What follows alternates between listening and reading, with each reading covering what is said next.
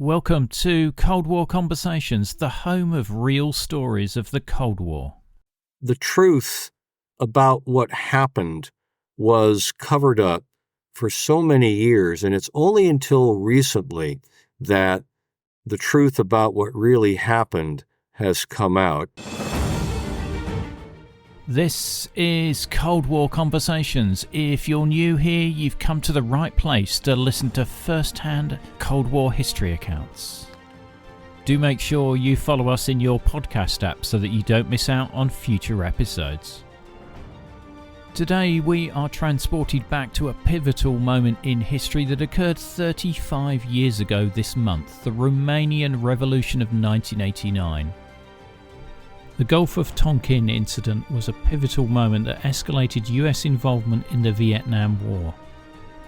My guest today shares a personal connection and insights on the political and military decisions that led to one of America's most controversial conflicts.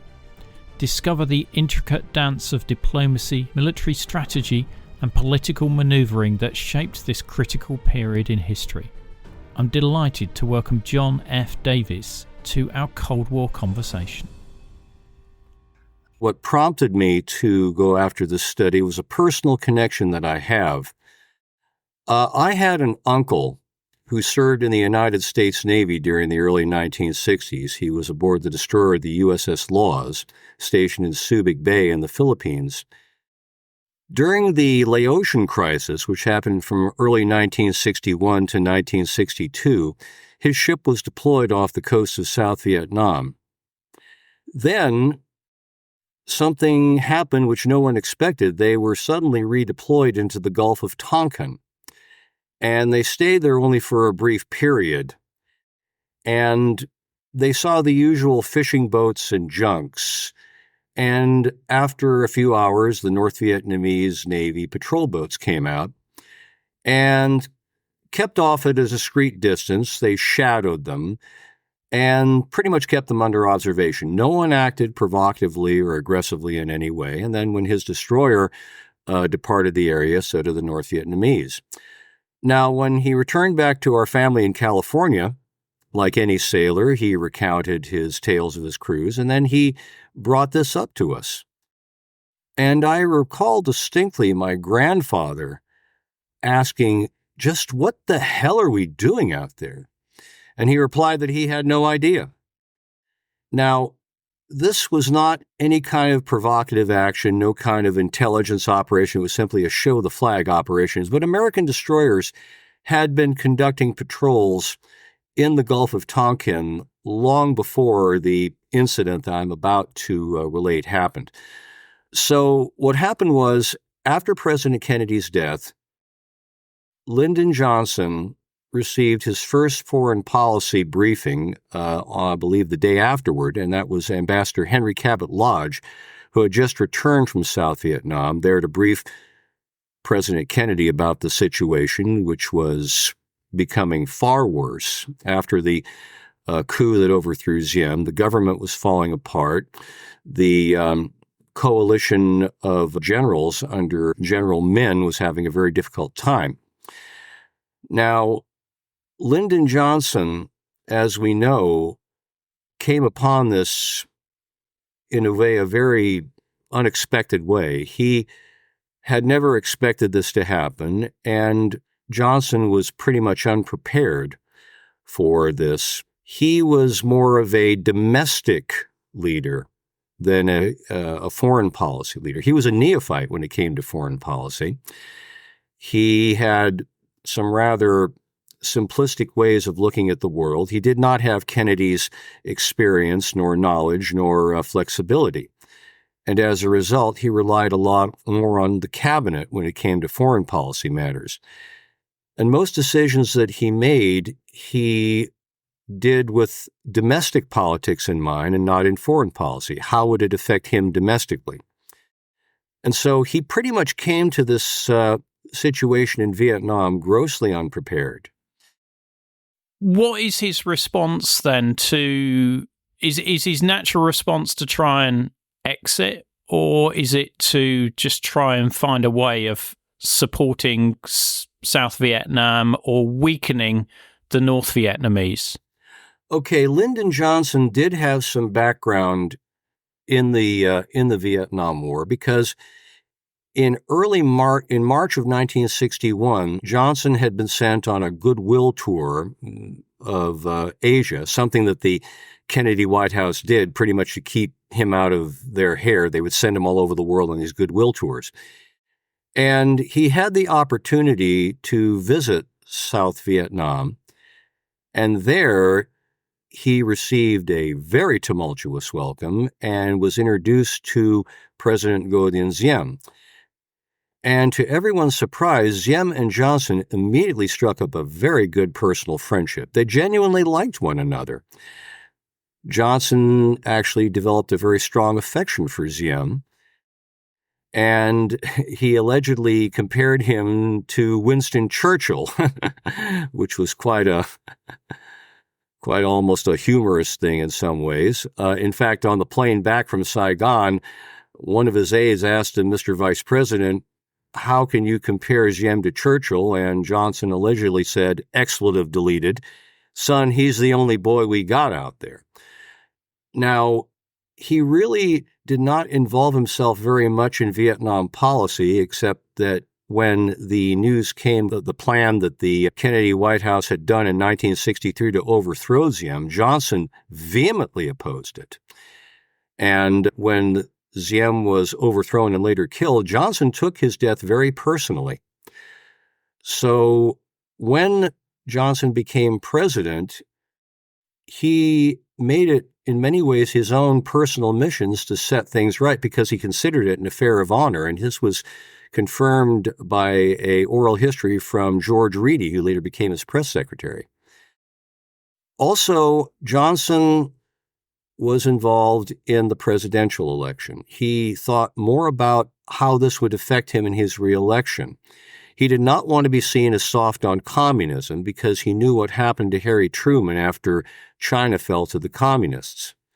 He was a lot more hawkish than Kennedy on Vietnam. In fact, there's a very famous quote that he made, or infamous quote, at the White House Christmas party on 23 December 1963, the Joint Chiefs of Staff. He told them, "You just get me elected and I'll give you your war." Johnson wanted to show that he was firm in stopping communism as a means of stopping any criticism from the right within his own party and the Republican Party on Vietnam. But at the same time, he was cautious because he did not want to ignite an international incident and have what he said was another Korea. So he was looking for some kind of middle way.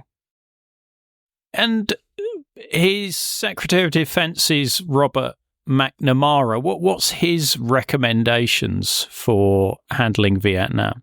Well, Robert McNamara had a solution ready for Johnson, and that was a policy of gradualism.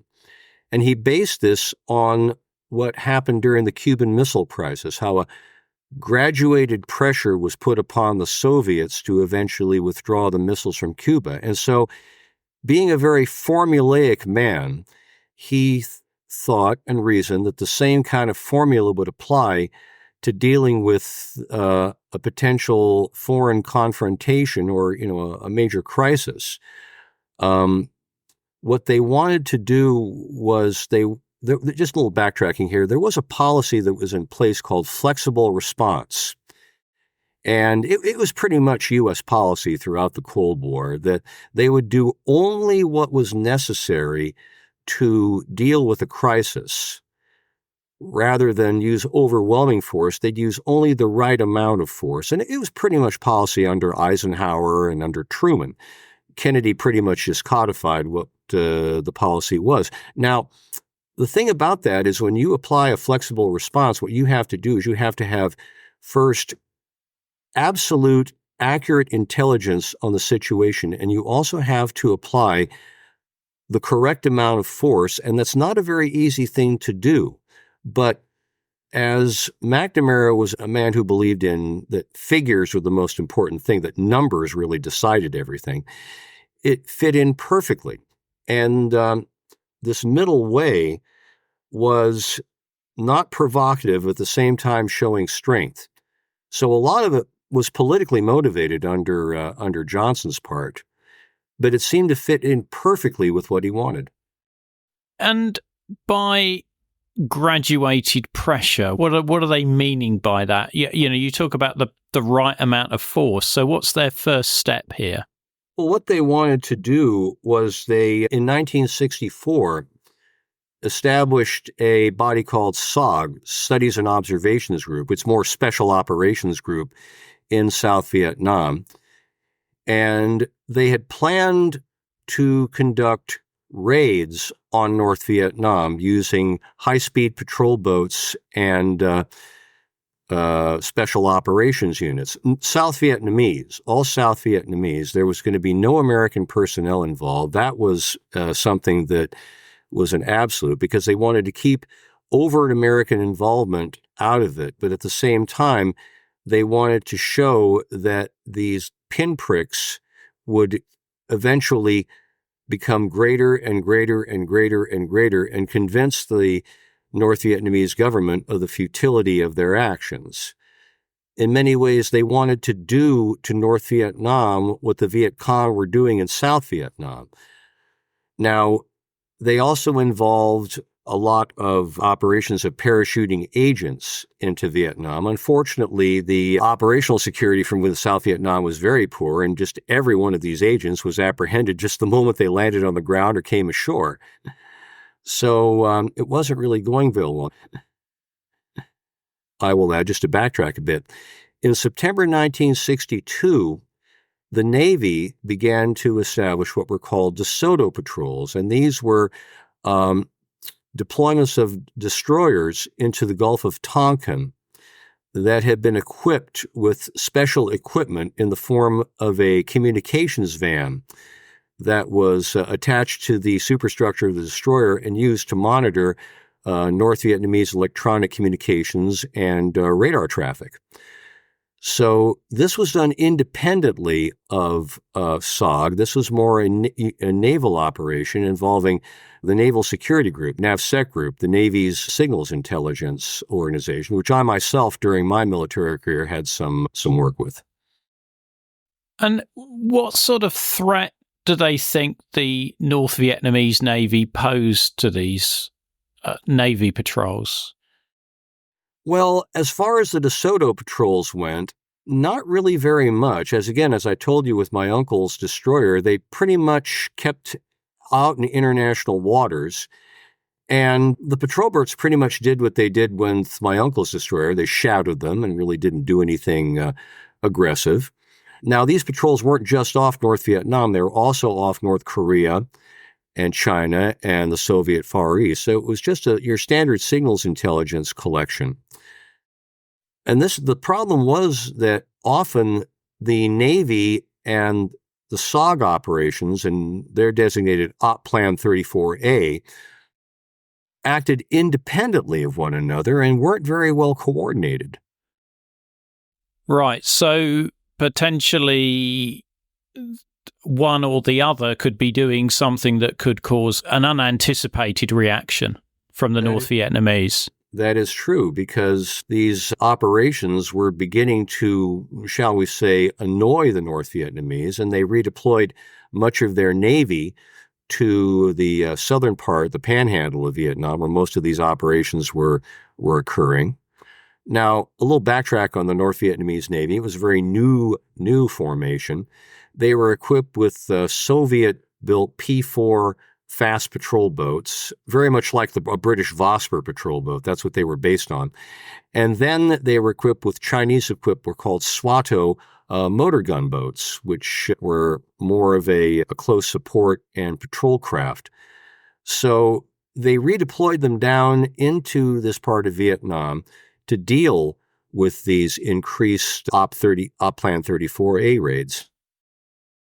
So 28th of July 1964, the USS Maddox departs from Keelung and arrives on station in the Gulf of Tonkin on the 31st of July. What is the North Vietnamese reaction to that? Well, initially, they really didn't do much of anything. Now, I will also like to add here as a little background that Naval Security Group had established listening stations in South Vietnam and also in San Miguel in the Philippines. So they were monitoring the North Vietnamese message traffic, and they had linguists who translated them. And they pretty much had a good picture of just how the North Vietnamese Navy was doing. Now, aboard the Maddox, you had, in the comm van, you had 15 operators and an officer from the Naval Security Group. And they were analyzing a lot of the message traffic and getting some good intel from it. However, one thing that I need to tell you is that there had never been any provocative acts done against the DeSoto patrols. In fact, previously, the destroyer that came before it, the USS Craig, on the last patrol between 25 February and 9 March, had no interference. It seemed to confirm it.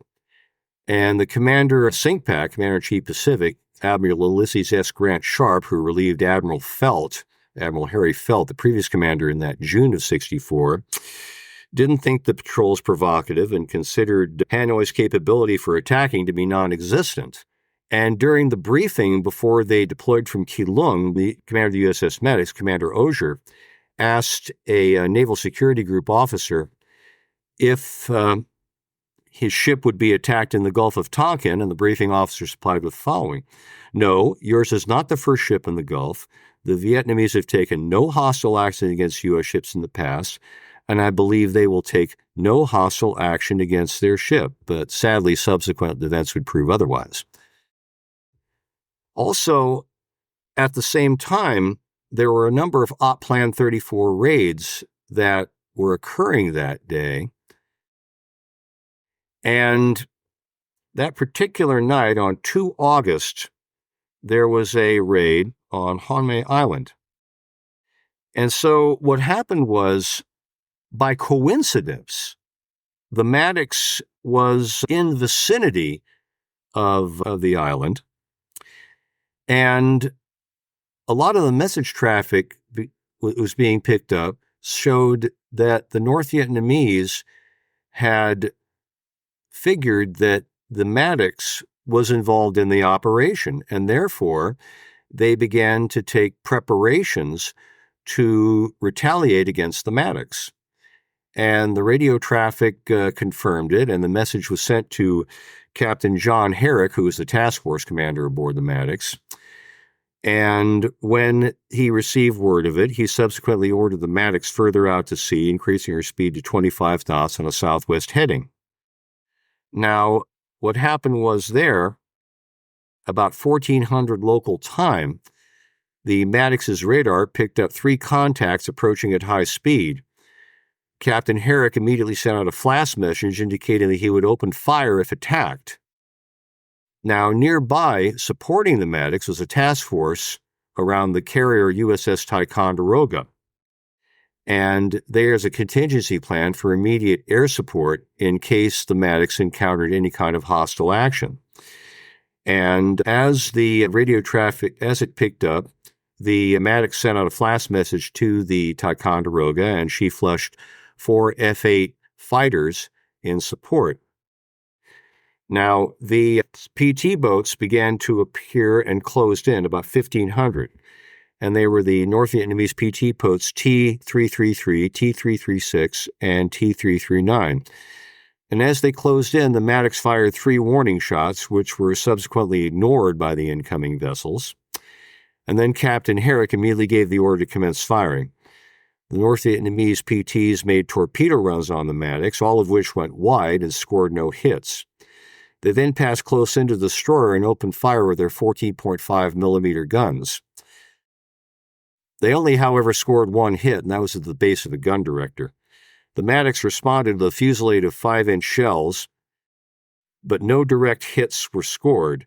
But in the confusion, the North Vietnamese PT boat T-339 became separated from the others, the Maddox giving chase to remaining PTs, and at that very moment, the F-8s from the Ticonderoga appeared under the command of Lieutenant Commander James Stockdale.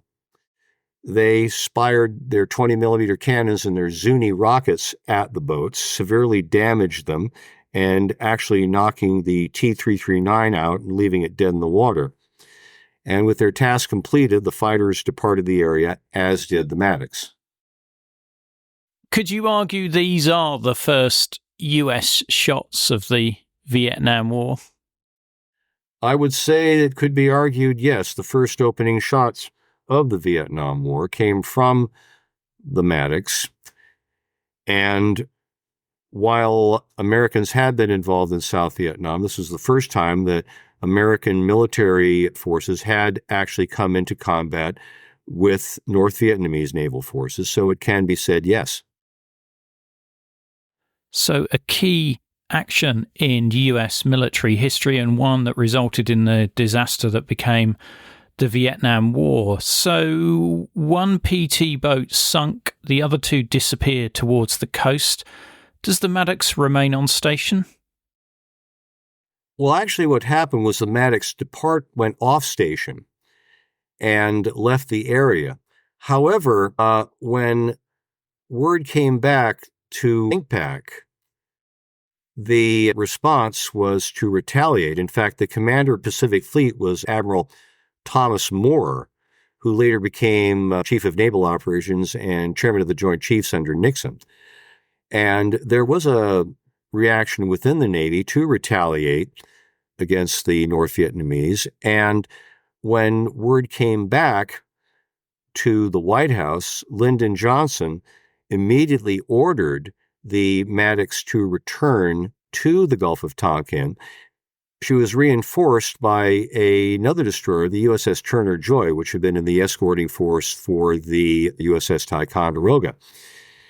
And basically Johnson's word was that we will not allow having our ships at sea being attacked by a foreign power, and we are going to return there. Now, Captain Herrick requested that they simply withdraw from the area, but higher authority decided not to, simply as a means of showing our resolve. And what are the US Special Operation guys up to at this point? Lyndon Johnson made public announcement that the patrols would continue in the Gulf of Tonkin and would attack any force with intention of not just driving it off, but destroying it. Now, another Oppland 34 raid was conducted against a coastal radar site at Vincennes. However, the North Vietnamese were instead concerning themselves with salvaging their damaged patrol craft. And while they continued monitoring the destroyers, the communists refrained from many further engagements. Now, as the day wore on, the weather worsened, and rain squalls reduced visibility, and the sea became quite rough with 6-foot swells. Now, Captain Herrick had since again moved his task force offshore in order to have more maneuver room should an attack occur. I will add here that both ships were not fully combat ready. The air search radar on the Maddox was inoperable, and the fire control radar as was the fire control radar on the Turner Joy. So both ships entered a combat area not fully combat ready. So if the fire control radar's not working on the Turner Joy, does that mean they can't fire their main armament?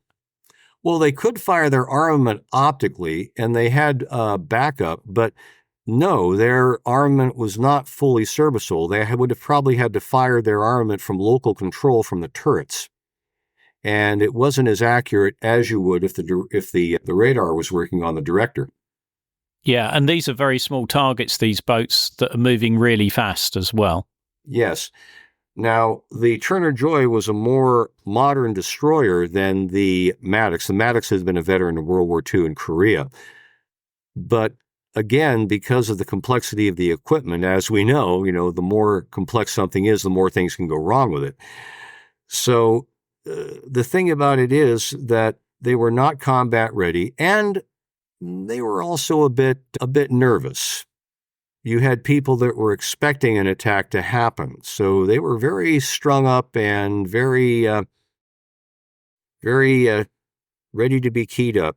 So what happened was they received a signal intelligence message indicating that there were imminent plans of a North Vietnamese naval action against the De Soto mission. Now, at about 8:40 in the evening, the radar operators on both ships reported multiple contacts on their screens. And these unidentified contacts, and they're called skunks in naval parlance, appeared to come from multiple directions.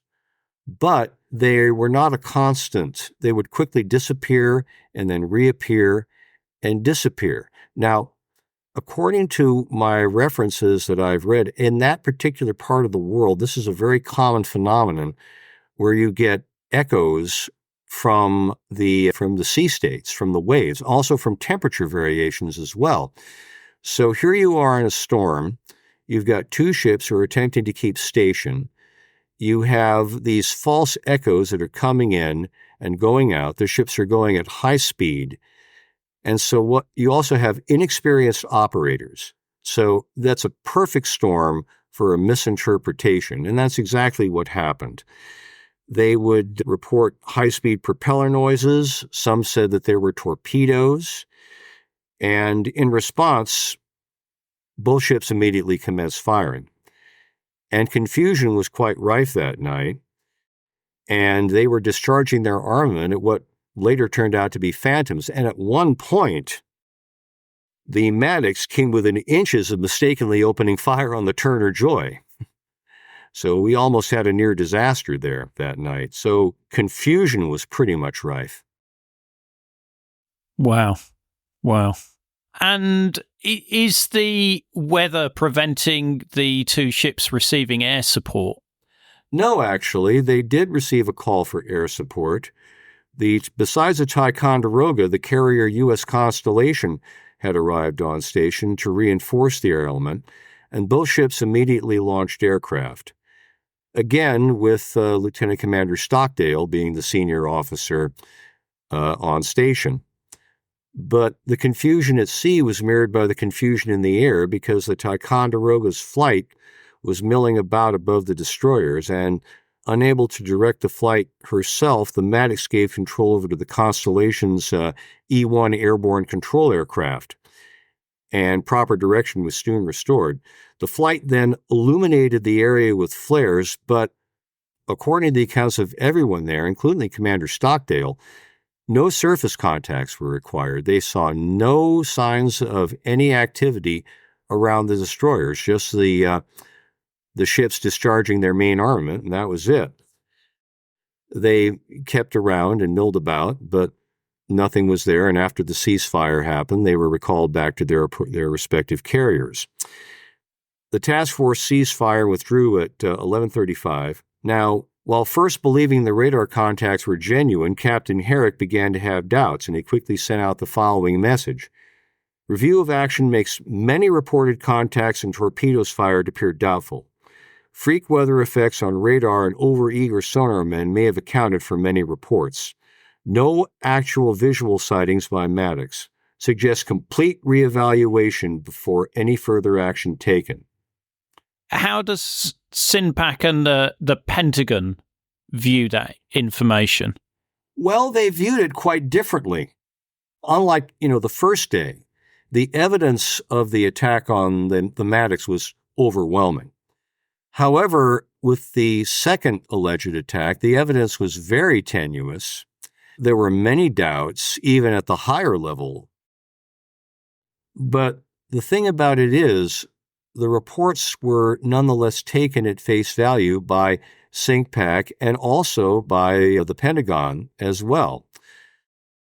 What happened was, if I may just get a background here, the Pentagon was, in effect, looking for something that could commit American forces into Vietnam. The Joint Chiefs wanted a more active involvement of American forces into Vietnam, as did many in the Pentagon.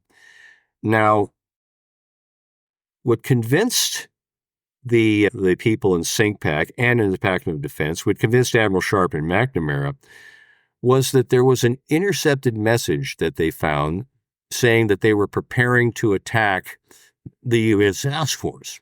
However, what was not known is that the signal intelligence operators there in Vietnam and in the Philippines were under a lot of time pressure to get these reports back to the appropriate authorities, and they neglected to check the date time groups. So what you have here is a perfect storm of misunderstandings creating a completely false impression.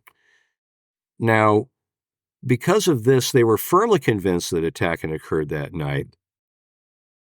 And while the information was tenuous, it didn't change minds within the White House or the Pentagon or at CINCPAC. So 3 hours after receiving the word, President Johnson ordered airstrikes in retaliation scheduled at 0700 at 5 August. Right. So Johnson is ordering airstrikes on the territory of North Vietnam. That's correct. What happened was, despite the doubts, Johnson was committed to it. I have a quote here from Ray Klein. He was one of the CIA analysts who was involved. He says, "We knew that it was bum dope that we were getting from the 7th Fleet, but we were told only to give the facts with no elaboration on the nature of the evidence. Everyone knew how volatile LBJ was, and he did not like to deal with uncertainties." So also, as a little background here, earlier in 1964, presidential advisors Walt Rostow told Johnson that the level of commitment in Vietnam had reached its legal limit as far as presidential authority went, and what was needed was the approval of Congress to expand that involvement. And an special advisor to Asian affairs, his name was William Bundy, the brother of McGeorge Bundy, the national security advisor, began to put together what later became the Gulf of Tonkin resolution. This literally allowed the president a blank check to commit U.S. forces to Southeast Asia. The draft of it had been completed by May, and it sat on Johnson's desk waiting for the right opportunity to implement it. How much latitude does the president have to deploy armed forces at this point in U.S. history? Because without the resolution, he's already committing to bomb a sovereign nation and potentially escalate into a wider war. Yes. What this was a limited strike, and Johnson emphasized that this was a limited strike. As again, getting back to the policy of gradualism, Johnson wanted to show that he was firm in dealing with the communist insurgency and also the North Vietnamese. But at the same time, he did not want to do something so provocative as to commit China and the Soviets into a war. Johnson, throughout his presidency, had almost a panic fear of the possibility of an accidental nuclear war, and he would often use this to browbeat people into submission. So what he did was he put a measured response, and it was also done for political reasons, because at the time he was running for election, and the Republicans had at that time nominated a very conservative senator, Barry Goldwater from Arizona, who was criticizing Johnson for being soft on communism and him for being weak. And Johnson wanted to do this as a way of torpedoing Goldwater. Now, Johnson's popularity was far more than Goldwater. It was pretty much a given that he was going to win the election, but Johnson didn't just want to defeat Goldwater. Johnson wanted to overwhelm him as a mandate for his great society. And Johnson did many things to get in the way of Goldwater. In fact, just to slightly digress here, evidence is now coming out that Lyndon Johnson actually interfered in Goldwater's campaign by using the FBI and the CIA to infiltrate and disrupt it.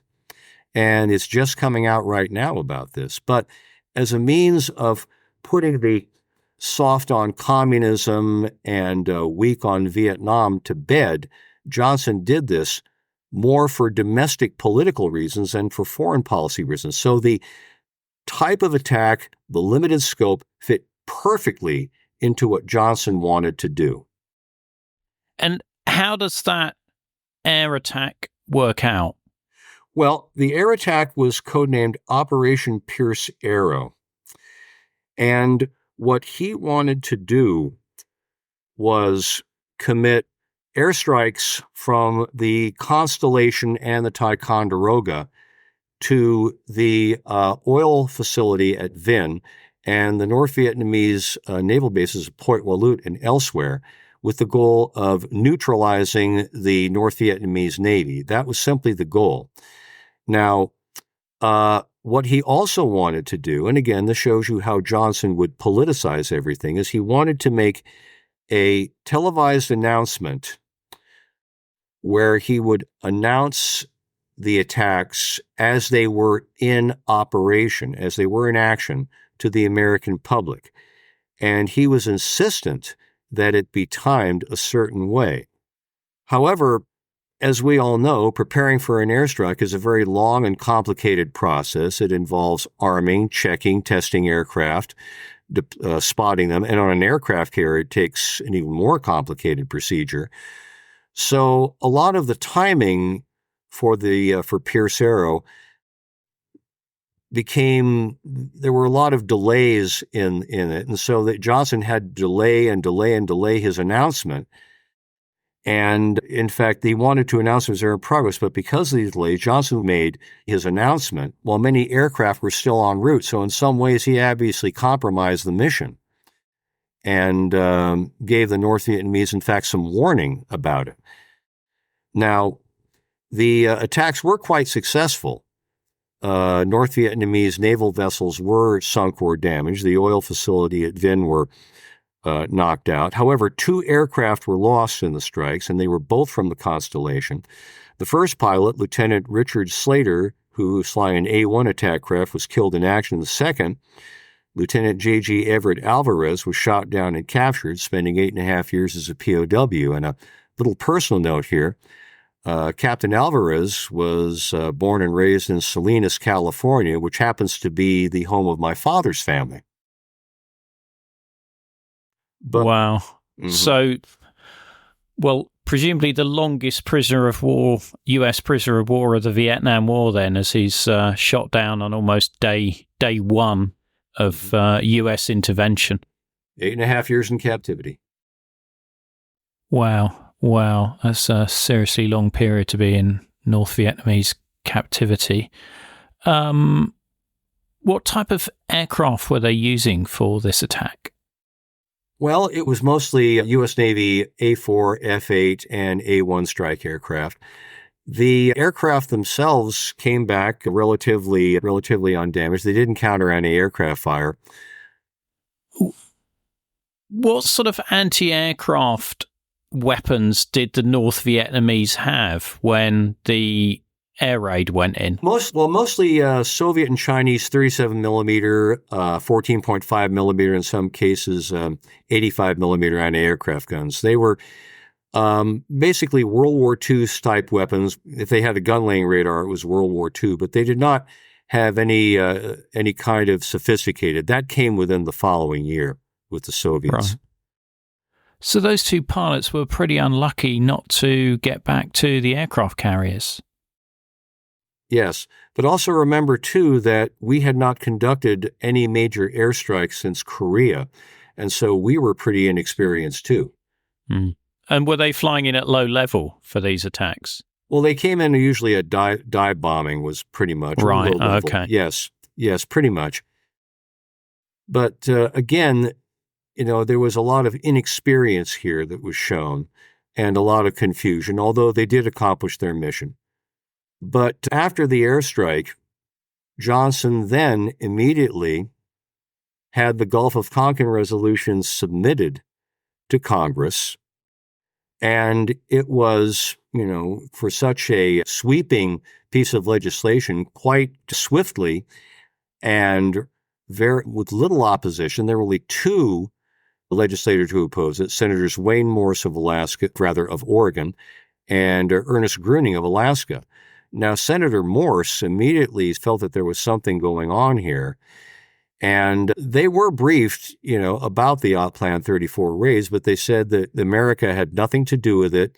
It was strictly a South Vietnamese operation, which was a complete falsehood, but McNamara deceived the Congress into doing it. The Gulf of Tonkin resolution, as I said, literally gave him a blank check. And as far as Johnson's domestic popularity, they shot up 30%. So this was the shot in the arm that Johnson needed. And he, for all intents and purposes, neutralized Barry Goldwater from any real opposition to his candidacy. So when the election is held in November of 1964, does he just completely decimates Goldwater? It is one of the largest political landslides in American history, not just the electoral vote, but the popular vote as well. And I remember it was from that time, it was amazing how popular Johnson was. And again, Johnson campaigned on being the peace candidate rather than a hard-nosed hawk. He was the voice of reason over Goldwater's bellicosity. And the thing about it is, just as an aside here, during the election season, even after the Tonkin Gulf Resolution had been signed, Johnson kept his cards very close to his chest. Like on 18 August, another DeSoto patrol encountered what they thought were false echoes and patrol boats. McNamara called Johnson, informed him of it, but Johnson decided to err on the side of caution because, again, he did not want to be seen as too provocative. He wanted to keep things as they were. He had gotten what he wanted, and he was just going to wait out until he had won election. And with the signing of the Gulf of Tonkin resolution, is there any immediate reaction by North Vietnam's allies, such as China or the Soviet Union, or does that really only happen once US troops are deployed? Well, in fact, what this did was it began the more active involvement of the China and the Soviet Union in North Vietnam. Immediately afterward, the Chinese condemned the attack, and after the airstrikes, deployed a detachment of MiG-17 fighters to North Vietnam. And in fact, it was the creation of the North Vietnamese Air Force began then. They also began to ship increased numbers of anti-aircraft weapons, increased numbers of ammunition, and their active involvement literally began after the Gulf of Tonkin. Now, as for the Soviet Union, relations with Hanoi had been very strained under Khrushchev. In fact, I believe the ambassador was recalled briefly to Moscow. However, after the Gulf of Tonkin incident, things began to slowly change and warm up. And then after Khrushchev was deposed in the fall of 1964, the new regime under Brezhnev began to mend fences with the government of Hanoi, and Soviet involvement began as well. So the escalation raises the heat in Vietnam, and it's a place where the Cold War does go hot. Yes. In fact, the increased Soviet and Chinese involvement literally began with the Gulf of Tonkin incident. Now, I would like to say that I've read, CIA intelligence estimates about how the reactions would be, and I cannot believe the naivete of it, because they kept saying that the North Vietnamese government will feel the frustration. They will see how misguided they were, and they completely misread the North Vietnamese reactions. In fact, none of the decision makers there had any real knowledge about Vietnam, its language, or its culture. There was this in German they have a phrase for it. It's called Siegeskrank, victory disease. Because of the Cuban Missile Crisis and their ability to resolve it properly, there was a belief that we could do anything we wanted to. All we needed to do was push the right buttons and flip the right switches, and the problem would resolve itself. And in the study of strategy, it is a grave mistake to repeat the same thing and think that it was going to do the same result, because every situation is going to be different. So I think a lot of it had to do with overconfidence, in some cases even arrogance. And also you had a commander-in-chief who was ignorant of many things and had a very simplistic view of the world. Well, Kennedy had a more nuanced view. Johnson had a more black and white view. And again, this was done more to satisfy domestic political concerns than genuine foreign policy. Now, the other thing, too, is that Johnson was of two minds. He was very concerned about that this could bring the U.S. into another nuclear confrontation as we potentially had in Korea, but at the same time, he wanted to show that he had some resolve. And, of course, he wanted to make things right over the death of his friend Ngo Dinh. So, again, a perfect storm. Yeah. And with the Maddox and the Turner Joy, were they in any further actions in Vietnam after this? Yes, they were very much involved. The Maddox continued serving with the 7th Fleet and saw a lot of action off the coast of North Vietnam in Operation Sea Dragon, which was the naval bombardment of the Vietnamese coast. The Maddox continued in service until 1972, when she was decommissioned and she was transferred to the Taiwanese Navy, serving as the Po Yang. And she did many years of service with there until she was decommissioned and broken up for scrap in 1985. Now, the other ship, the Turner Joy, she also had a long tour off the coast of Vietnam doing gunfire support missions. In fact, she had the distinction of firing the first active bombardment of the North Vietnamese coast and the last as well. And as a personal note here, my class instructor, my freshman class instructor, when I was in Navy Reserve Officer Training Corps at Cal Berkeley, he had been aboard the Turner Joy during her last deployment off North Vietnam in Operation Linebacker. But unlike the Maddox, who was broken up for scrap, the Turner Joy experienced a very different fate. She was preserved and is still on display in Bremerton, Washington, as a museum ship and a monument to naval operations off the Vietnam War. So she can still be visited today.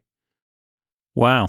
I have to add that to my list of places to visit.